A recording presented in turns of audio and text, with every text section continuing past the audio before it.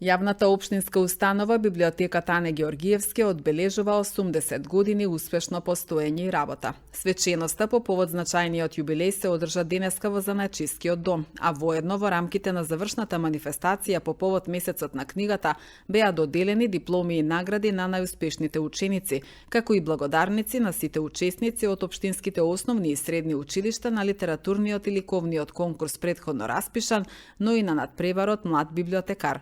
Присутните проследија презентација изработена од кумановските библиотекари, како вовед во установата некогаш и денес. Дел од свеченото одбележување беше македонскиот современ автор Калина Малеска, добитничка на наградата Роман на годината за 2024 година според фондацијата Славко Јаневски за делото Светот што го избрав, која го промовираше своето најново литературно остварување.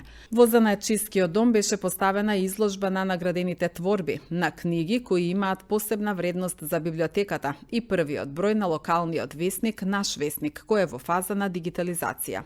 Уметничките дела на талентираните ученици кои твореа на платно ќе ги красат просториите на Тане Георгиевски. Во рамките на пригодната културно-уметничка програма настапија ученици од основното училиште Кочо Рацин со драмска изведба од делото Евгений Онегин на Пушкин и ученици од основното музичко училиште Панче Пешев од Куманово. Библиотеките се мислети места што создаваат многу нови пријателства, нови искуства, ни отвараат нови светови. Порачувам сите да чита, оној кој чита живее гледа живот, некој не чита живее само издек. Воедно ќе обележиме и завршната манифестација, што ја традиционално ја организираме секоја година, по повод месец на книгата, ќе ги наградиме учениците што освоиле прво, второ и трето место на ликовен и литературен конкурс за исполнување тука уметност и литературата и на преварот Млад библиотекар. Па се развивала секако по еден котежок пат од народно читариште до донација, барање донација од граѓаните, од 1300 книги на почетокот, по своите почетоци од 45 година, за да прерасне подоцна, да добие свој простор, да почне да обезбедува поголем книжен фонд и да го намали просторот така што имаме и детски одел од 2005 година, што функционира во Центар за култура и денеска сме една модерна библиотека, така да кажам, што ги следи модерните текови на времето и се става во услуга, целосна услуга на корисниците и на нивните современи потреби, да кажам. Сега имаме набавка на нов книжен фонд, одбележување на сите и планираме да ја збогатиме програмата, да имаме големо учество на книжевниците, некако поголем ангажман, да успееме некако да ги инспирираме, да истражуваат, креативно да се развиваат и да читаат во меѓувреме и претходно секако.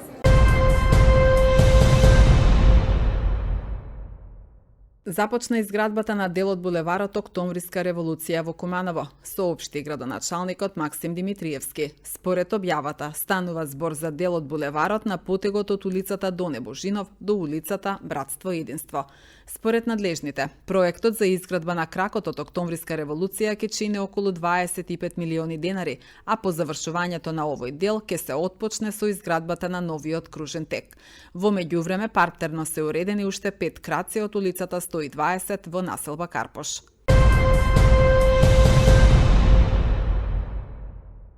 24 годишна жена од Куманово вчера пријавила во полицијата дека била измамена од жител на село во општина Липково за сума од 165.000 денари, соопштија денеска од секторот за внатрешни работи.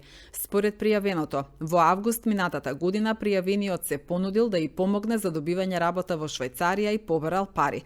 Откако во декември 2024 година оштетената му ги дала парите, повеќе не можела да стапи во контакт со него. Полицијата презема мерки за расчистување на случајот.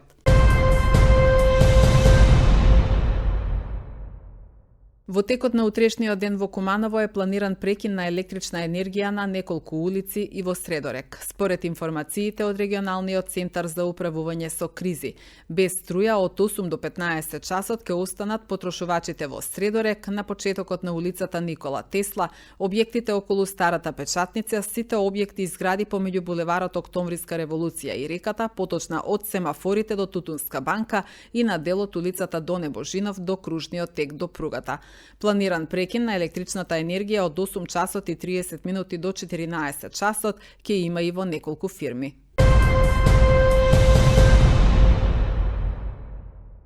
Утре ќе се одржи втората седница на Советот на Општина Куманово. За дневниот ред се предложени 33 точки, меѓу кои и предлог одлуката за проширување на средствата на буџетот на Општина Куманово за 2025 година. Новиот состав на Советот ќе расправа и за финансиското работење на јавните предпријатија Куманово План и Куманово Газ. На дневен ред се и предлог одлуката за субвенционирање на општински линиски превоз на патници на подрачјето на Општина Куманово, предлог одлука за субвенционирање на линиски превоз на патници за линии, утврдени со спогодба за утврдување на заедничко организирање на извршување на линискиот превоз на патници помеѓу Општина Куманово и Општина Старо Нагоричане.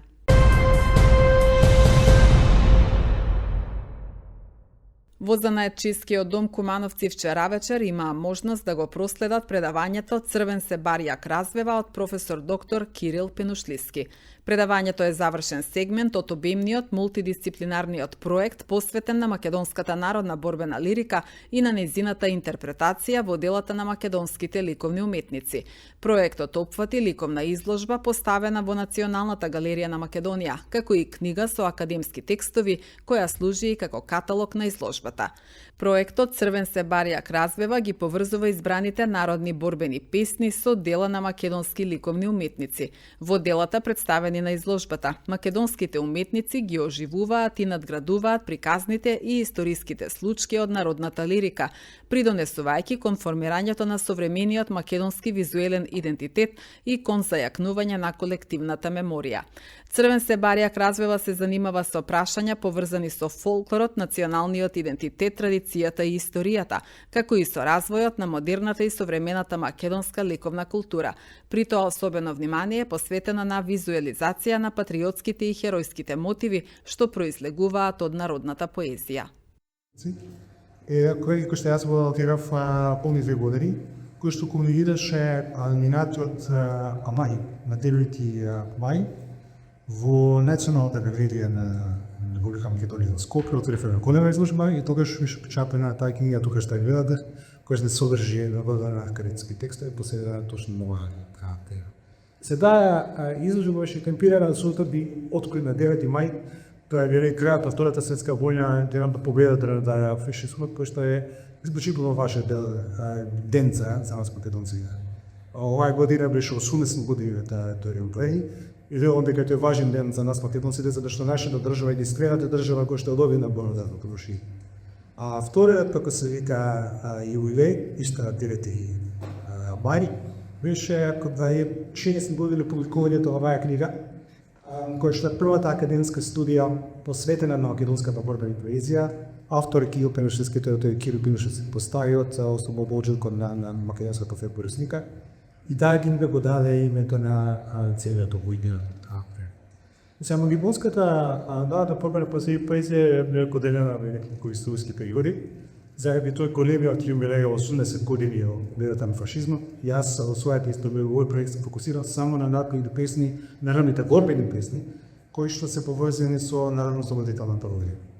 И тие се всушност најмладите од сите македонски борбени песни и некако локалски се поврзуваат со оние од претходните периоди, значи со Ајдовски до Комчи или после Комитски ден, и посебно со оние кои што се поврзани со јудејското востание. И видите дека во овие песни прешто јас од дека ќе покажам 10 сите што га изложени на изложбата. Дека имам мотиви, дека тоа се некакви нов варијанти од старих песни.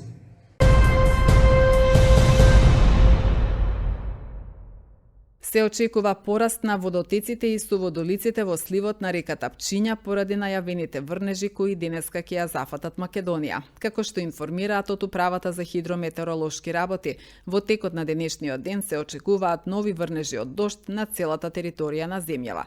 Инаку водостојот на Пчиња во Пелинце утрово изнесува 54 сантиметри, што е двојно намалување во споредба со минатонеделниот период на дожд, но останува и натаму над просекот за овој период од годината.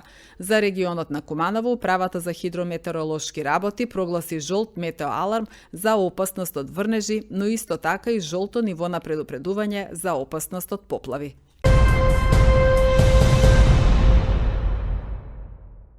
Во седиштето на Фронтекс во Варшава вчера висока делегација од Министерството за внатрешни работи во име на министерот Панче Тошковски присуствуваше на официјална церемонија на потпишување на меморандум за разбирање меѓу Македонија и Фронтекс за механизмите за жалби во врска со активностите кои ги спроведува Европската агенција за гранична и крајбрежна стража во Македонија.